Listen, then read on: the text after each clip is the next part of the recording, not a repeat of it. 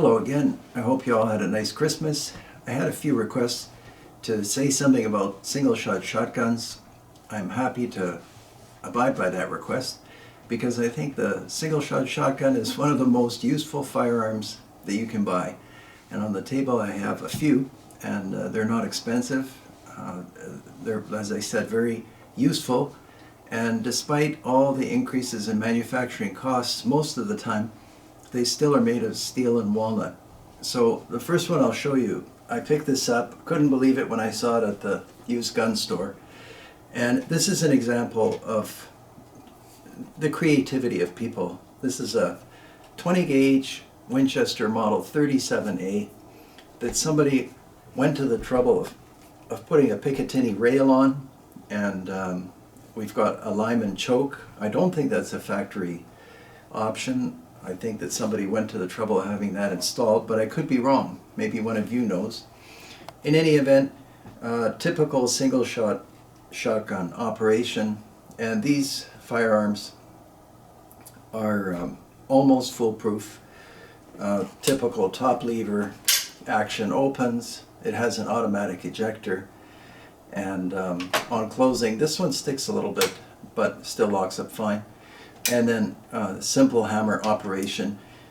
Some of you sent me different ideas that you had about how they lock, and rather than try to explain by writing you back, I thought I may as well just show you in the video, so you can take any one of them. This one is a Sears Model 684, but that's just a rebranded Winchester. And so with this particular model, that applies to the slug gun as well. You just take it's under spring tension, fore end comes off, move the lever over, the barrel comes off. And the only reason I took it off, so to answer all the questions or theories about how they lock right here. That's how this action stays shut. So when you slam this action closed, this will be hard to see. It's a single bite. If we were in England, they would talk about the lock being a bite, and it's very straightforward. So this simply engages this ledge on the barrel, and it can't move, and it's very solid. And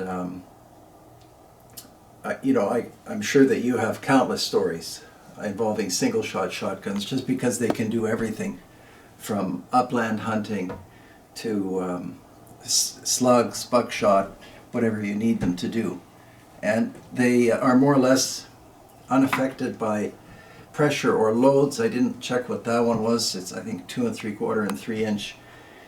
As I said, I like this one because somebody was so creative. And this one I took out shooting.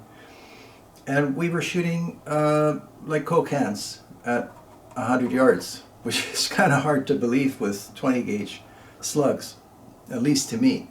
I thought that's remarkable accuracy.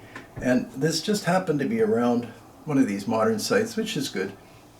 I'd probably put something different on. Anyway, it's very light and certainly not expensive. I'd buy these, I think they're too cheap on the market. But then you know my approach. I'd buy everything. So anyway, this one. So this is a Model 37A, and this is a Model 37.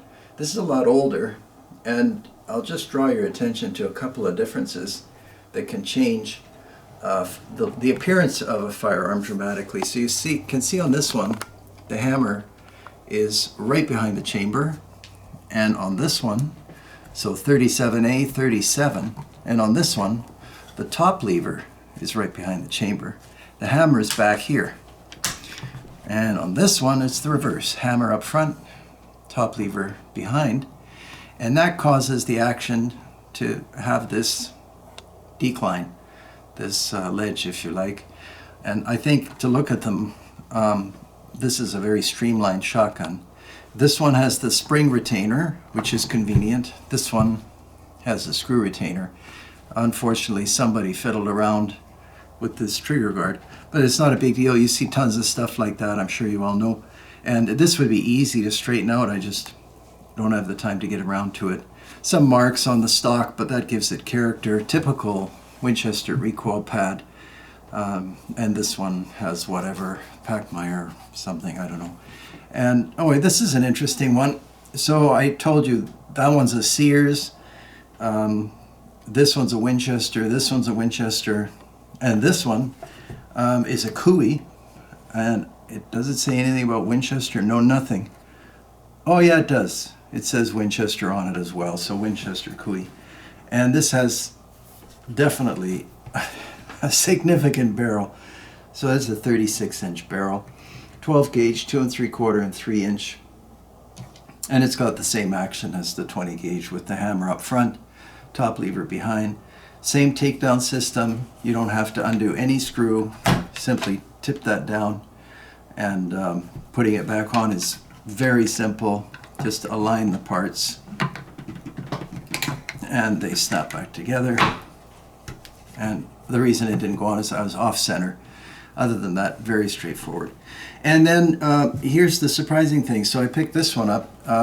It says on it Stevens Model 301, but I think you can all recognize that it's probably made by Harrington and Richardson, which evidently has been discontinued. And it's not often that the most modern firearm, to me, is also the best one. But I was examining this just before the video, and I mean, it has kind of a primitive hammer block safety in case your thumb slips. And it looks like the hammer is falling and firing, but it's not. There's a block, and so it's quite safe, I think. And the forend is retained, kind of like a better quality shotgun. The synthetic stocks, well, not the best, but at least they have some kind of style. You lose a lot of character in any gun going to a synthetic stock. But this one is made very well. Steel receiver, I like the way it locks up. Actually, everything about it is fine, and for the price. Now, they seem to be going up every day as this Harrington and Richardson continues to refuse to make the Handi-rifle and others, which I don't understand, because it seems there's no end to the number of buyers that are looking for them. Anyway, I'm happy to have this one. Very well made, and I might look for a walnut stock for it if I have the time. And again, it has removable choke tubes, which you can see. I checked this one. I think it's improved cylinder or something. Most of these, well, this one has the Lyman choke, so that just spins off. You might not have seen too many of these around anymore. Or maybe they're common, I don't know. And then this is a full choke, full and full, well, mostly full chokes, which are easy to change. So obviously there are many manufacturers of single-shot shotguns, not just the ones that I have on the table. I looked at a few products from Turkey, and they looked fine to me. It's hard to get a single-shot shotgun wrong, and people always say, it's an excellent youth gun, or for someone that doesn't like recoil, or any beginner shooter. But I actually think that one should have a couple of these around, just because the utility it's just unmatched. You don't have to worry about them a lot. Very simple, very safe, like ultimate reliability, and I mean, for these, some decent styling as well. That's a very good forend design they have on these Winchesters.